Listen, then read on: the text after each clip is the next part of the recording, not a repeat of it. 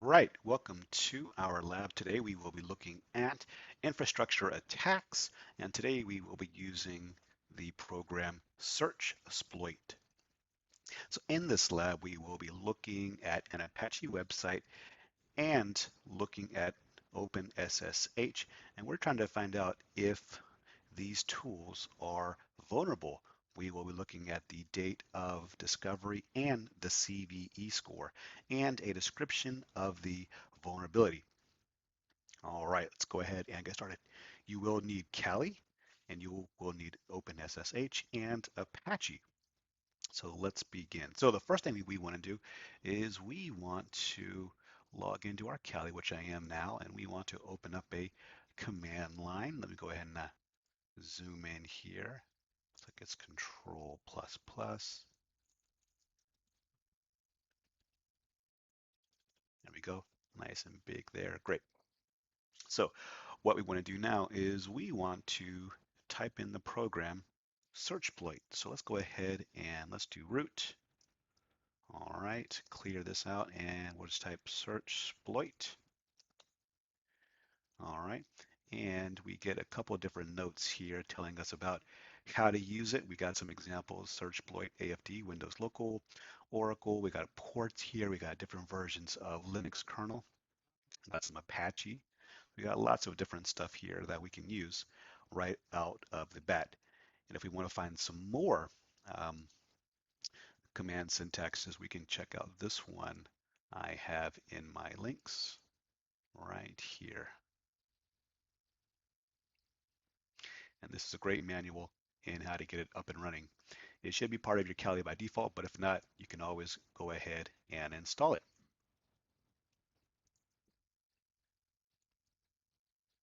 So the first thing we want to do is, like I said before, we are looking for Apache vulnerabilities. So that's what we're going to be looking at here. Make it a little smaller here for us. Edit, zoom out.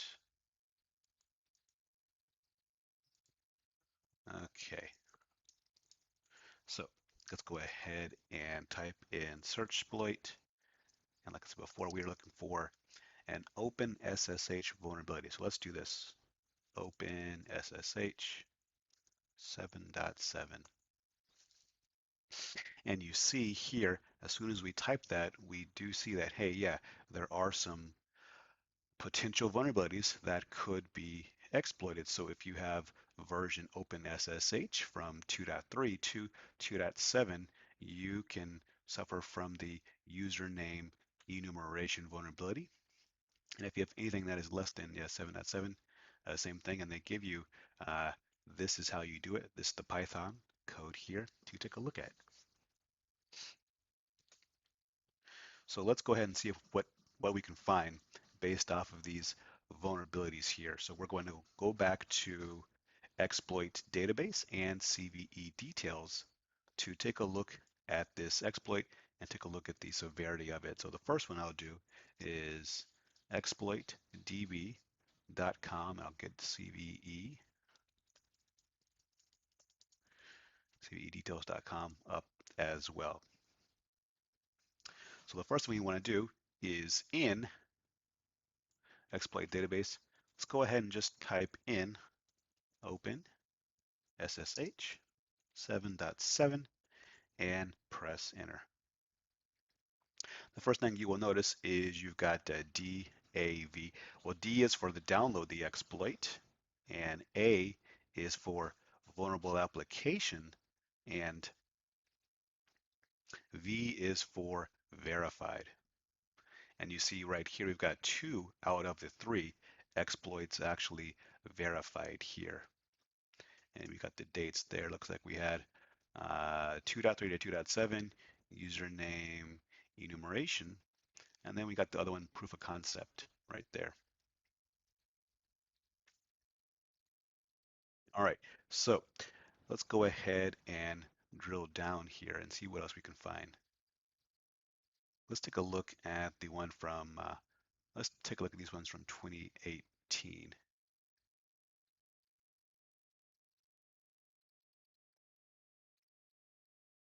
So that we got one on the 16th and then one on the 18th. Let's take a look at the first one here. Username enumeration here. And we have our exploit database ID, our CVE, got the author type. This is a remote exploit. And then we have what the OpenSSH looks like right here if we run our Python script, right? The same one that you saw in this window right here. See how you've got the .py? That means it is a Python script, and we can run that to actually trigger the exploit on that vulnerability. So pretty cool. We can keep looking here, look at the code and see how it works. And it's good because he's got actually comments here so you can follow along and see how this exploit works. And then finally, um, you can see right here, he's actually trying to get usernames to populate. All right, let's take a look at the other one here. Let's open up CVE database, and you see we've got lots of different things here. So CVE details, yeah, a lot of different scores. You've got from 0 all the way up until 10. When something is a 9 and 10, yeah, that is something that you want to take a look at sooner rather than later. Some codes, some companies have different SLAs based off of the different scoring number of the CVE. So for example, if you have a application that is vulnerable on your network and it is a CVE score of between 9 and 10, yeah, that means you need to patch it within 24 to 48 hours so that because the risk is so high, which is something that's pretty cool. But we can drill down here and take a look at some of these CVEs. Of course, we know the first number is the year, second one is the ID here. So we know all of these have been discovered in the year 2022, and you can also verify that with the published date on the right above here. And then it tells you, hey, what is required? Do you gain access level? Is it local? Is it remote? Is it hard hard to pull off, or is it easy? Do you need to authenticate? So a lot of good information here that we can drill down on. So CVE of 10, yeah, definitely take advantage of it. We can take a look at an example of right here.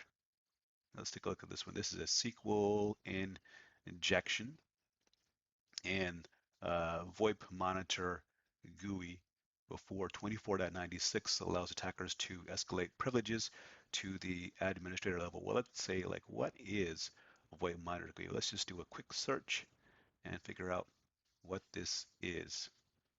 So it could be one of these three softwares right here. Looks like VoIP monitor. Let's see SourceForge. And we'll also take a look at this one here. Okay, VoIP Monitor Free GUI is non-commercial open source front end for voice over IP monitor.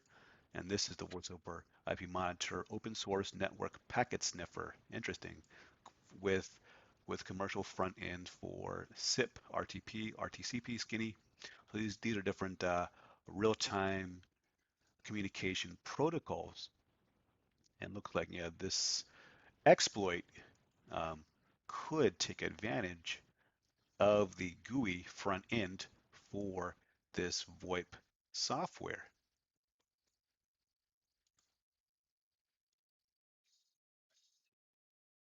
Now we've got some more access here to the actual company here. So VoIP Monitor looks like, yeah, they had a couple vulns. Uh, one in 2021, three in 2022.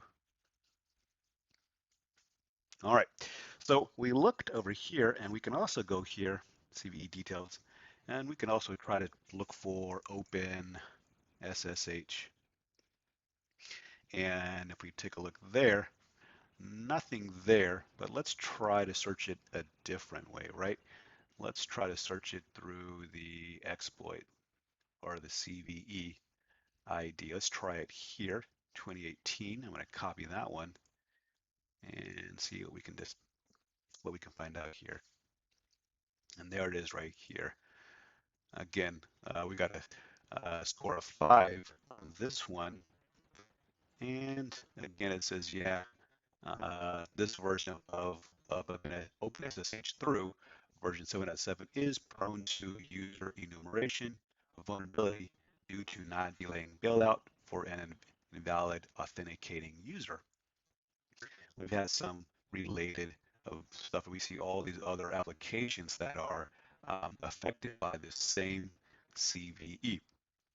And this is what happens where you will use either commercial software or other software, which has different versions of this software. And it just kind of goes down the chain where one product can affect the other product, which is why we take CVEs so seriously. All right, so that is OpenSSH.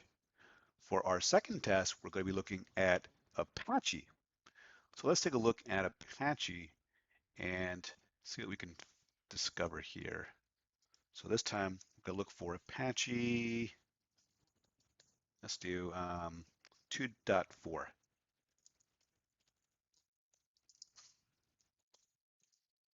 You see we got a lot of, whoops, we had a lot of stuff there on the screen.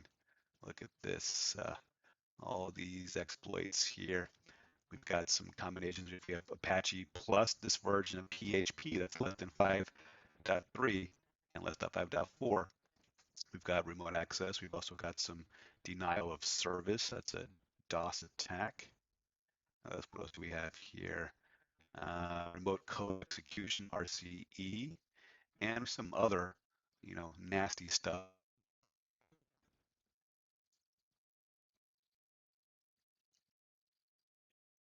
So let's go ahead and take a look at these in the exploit database. So we'll go back here and let's take a look and see what we can find here. Because when you're doing these, um, when you're working on your incidents, you want to be able to pivot and see what is what. So let's just plug in Apache 2.4. And you see here, we got a lot of stuff. We got stuff as late as 2021. And it's like 2.4, about 2014, 2015. We got a lot of stuff here.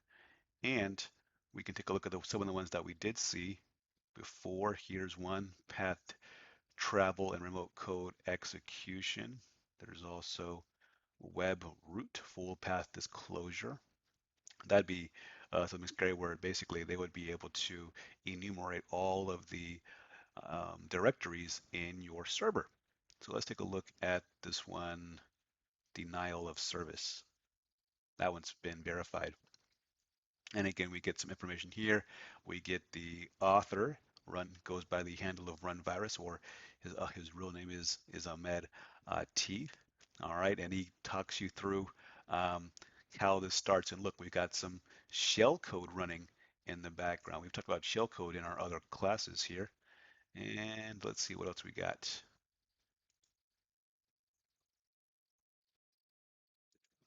Gonna go back. Here we go. And let's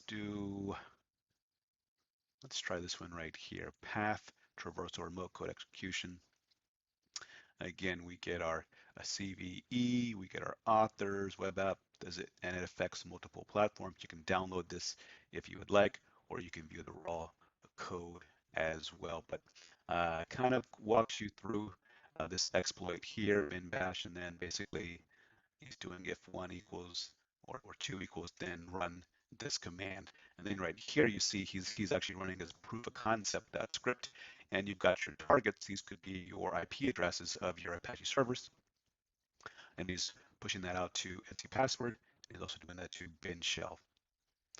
And then finally he um, looks like he does some enumeration here with etc password and who am I. So pretty cool little lab there. Let's keep on going here.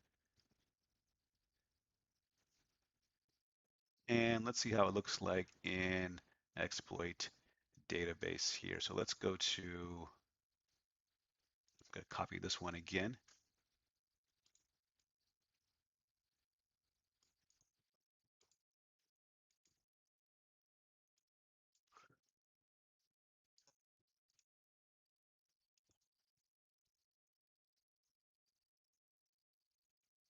All right, so we got the CVE details, Apache vulnerabilities, and we got a lot of stuff here. Let's just take a look at the first one. So 7.5, pretty serious, right? You would definitely want to handle this, and you see again these are the products affected by it, and it's the vuln type of execute code directory traversal, and these are other vendor-related documentation in how to handle it or what they recommend. We'll take a look and see if this site is still up here, but let's take a look at NetApp, see what they have to say. October 2021, it says, hey, yeah, we have this HTTP server vulnerability in our NetApp products. They give you the overview and they tell you, hey, this is what it is. They tell you what of their products, are affected. Looks like the NetApp cloud backup product is affected. And then also, more importantly, products not affected, because when you have these vulnerabilities, you want to know, like, hey, am I affected? And I use some of your software. Am I actually going to be hit by this? Well, it's good to like know what is affected and what is not affected. And then importantly, they have remediations, and what they're basically telling us to do right here is to run and update. So that's what that is. So basically it says software fixes will be made through the NetApp support website in the software download section. And then once you sign in here, you would be able to download a newer version of your software, which would handle the vulnerability. And that is how you pivot from Searchsploit into web for more investigations. All right, I'll see you on the next one.